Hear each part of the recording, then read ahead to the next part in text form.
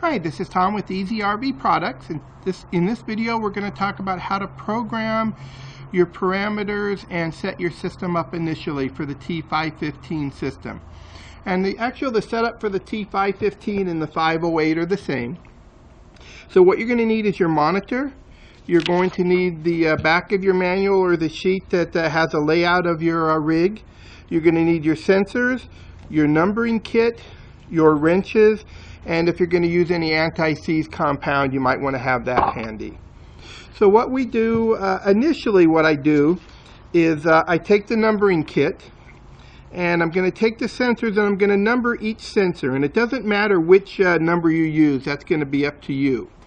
And you just peel the sensor off of the number off of here, you put it on the back of the sensor, and I recommend using a little bit of clear nail polish and putting it over the number in case it's in inclement weather. That'll kind of put a lacquer finish on it for you.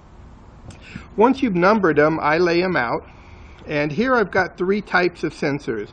I've got the T515 sensor, which is, I know it's a little smaller sensor and it has EezTire on the back. I've got a T508 sensor, which has three screws that hold on the anti-theft housing, and I have a flow-through sensor. And the flow-through sensor and the T508 sensor you can program either on the tire or off the tire. The T515 sensor requires air activation, so this programs as you screw it onto the tire. So the first thing, after I number all of my sensors, I write down the corresponding number on the tire that I'm going to put them on, whether it's on my rig or the trailer or tow. And the reason I want to do that is in case I ever have tire work done later on, if they don't take the sensors off and put them back on the right tire, I don't have to reprogram the whole system. I'll know what sensor number went onto what tire, and I can just move the sensors around. The next thing I'm going to do is in this side, I'm going to write down what my axle pressure is at a cold temperature when I'm programming it, whether it's 100 or 75 or 80, whatever you program that at.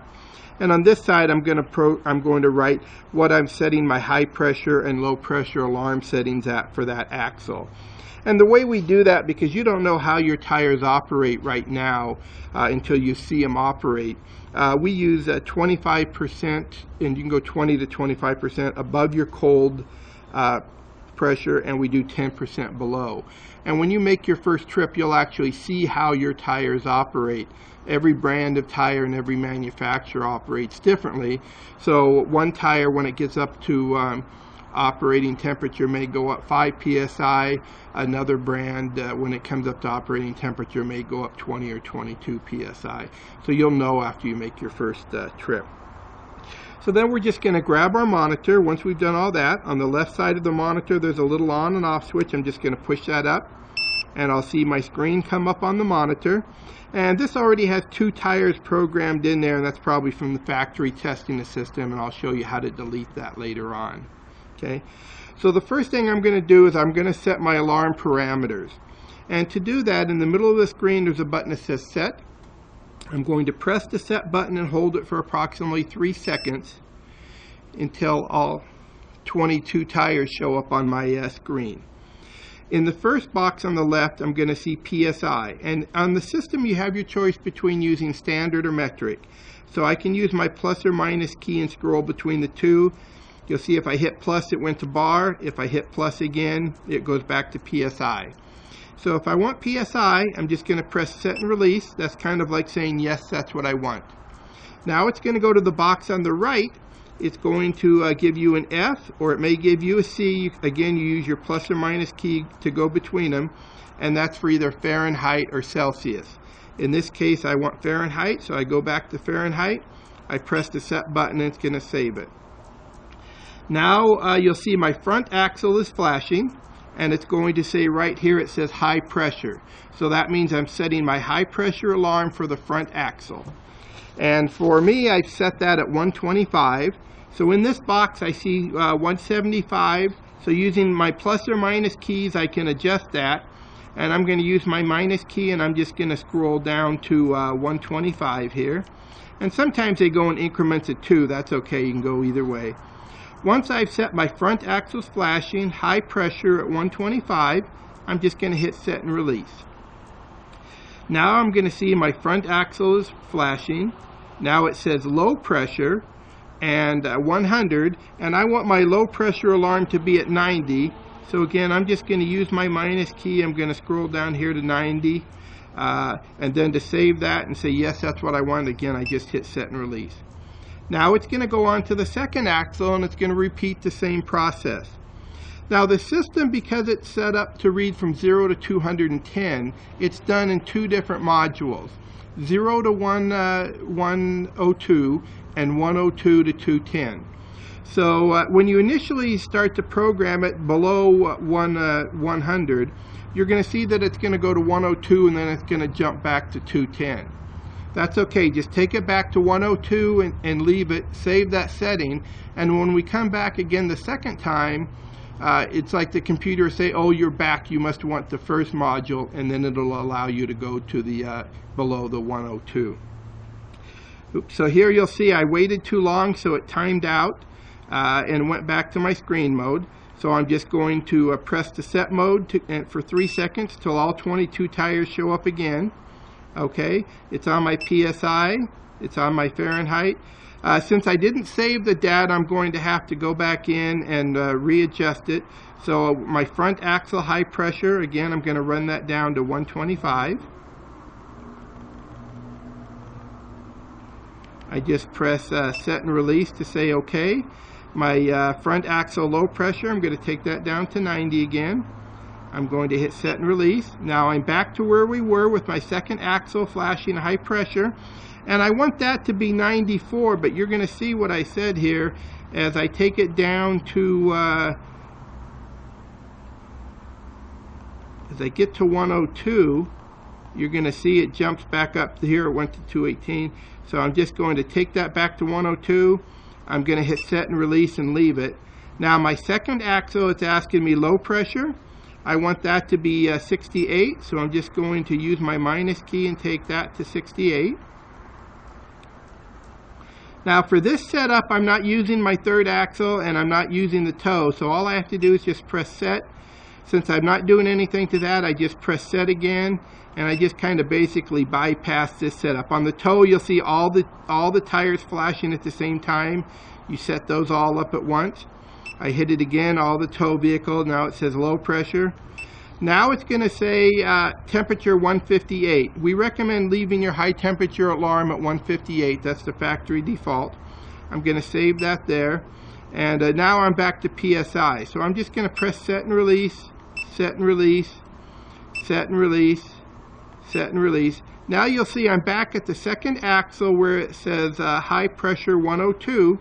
And now it's going to allow me to go below the 102, and I'm going to go down to the 94 that I needed.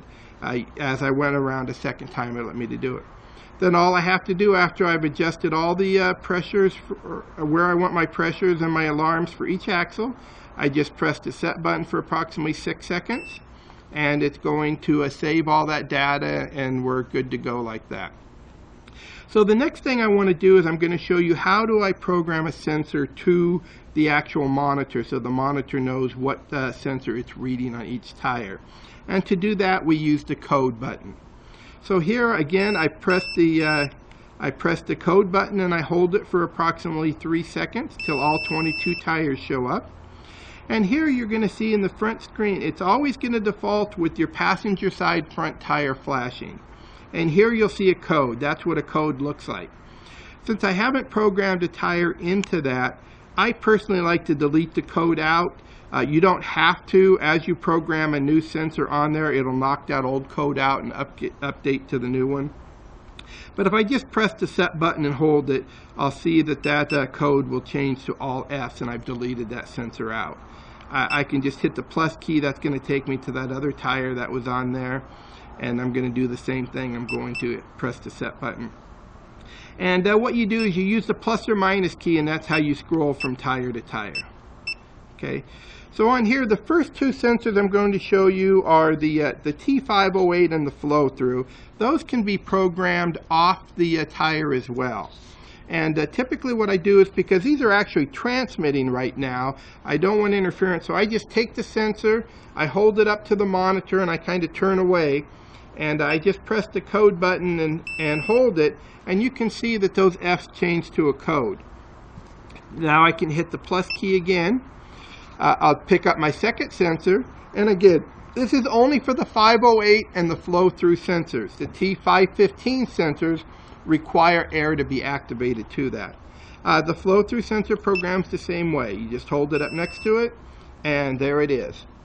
Then if I wanted to save this data, once I've gone through all of my tires, all I do is I just press the code button down and hold it, and you'll see right here it shows those two tires or those two sensors that I just programmed. The thing that's very important to remember is that you have to make sure that the tire that's flashing is the tire that you're working on, and that sensor number corresponds to that tire that you're going to program, so everything's together. Okay, so I'm going to delete that out, and I'm going to show you how to program a T515 sensor. Again, I press the code button down for 3 seconds. That'll give me all 22 tires. I'm going to delete that code out of there like I did a minute ago, just to clear the screen. And I'll show you how these sensors activate. So I'm going to activate, again, the passenger side front tire, so that's flashing on my screen. I go up to my tire, and using my wrench, I just take my wrench on here, I screw the sensor onto the tire, and as I screw it on, the air is going to activate the sensor, and within 20 seconds, you should see those F's change to a code. And you see it on the screen there, it changed. If I hold that down for 6 seconds and save it, you'll see that tire is programmed onto the monitor. Okay, a couple things to know. Sometimes you'll screw it on there and it won't. You won't see the code change, or you won't see the F's change to a code. If that happens, what you want to do is back the sensor all the way off again, and then screw it back on and try it again. If it doesn't take the second time, typically what happens is that'll mean that your valve core is screwed in a little bit too tight, your dill valve. And so inside the actual sensor is a little nipple that touches the dill valve and depresses it to get air. If your dill valve's in too far, you won't get good contact between those two. Or sometimes you'll get a contact and you'll get a code, but you'll always get a pressure reading of 2 or 3 or 5 pounds. If that's the case, you're just going to take the sensor back off, take the valve core tool, and back the valve core out about 1/8 or 1/4 turn. And then go through the process again. That'll give you enough room so when you screw the sensor on, it will activate at that time. The 2 things you need to know. A little trick is if you have a hard time getting in there with the anti-theft wrench, what I'll do sometimes is unscrew the 2 halves of the housing. I will take the sensor and put it on there like that with the lower part of the housing on there. That way I can screw it on by hand to program it. I don't have to fiddle with the wrench. And then once I've set up my code, I'll go back and I'll screw the top of the anti-theft housing on just like that. And that'll just screw on by hand. Some people prefer not to use the anti-theft housing. That's fine. If that's the case, though, you'll notice if you look around here, there's going to be a little seam. That's where the 2 housings come together to change the battery. I always recommend, even though there's an O-ring inside, taking a little bead of silicone and wrapping it around there just to seal that a little bit more so moisture doesn't get in there if you end up in standing water. When we talk about anti-seize compound, here's a little sample of what the packets look like. You can get at your auto parts store. And that's for dissimilar metals, so you don't have any type of corrosion forming between the sensor and the valve stem. What you can do is take a little bit of that, rub it on your finger around the valve stem, and then put the sensor on, and that'll help protect against any corrosion from dissimilar metals. I hope that answered your questions. If you have any other questions, don't ever hesitate to contact us. Just give us a call or send an email or text, and we'll get right back to you, and we're here to help you set it up if you have any problems.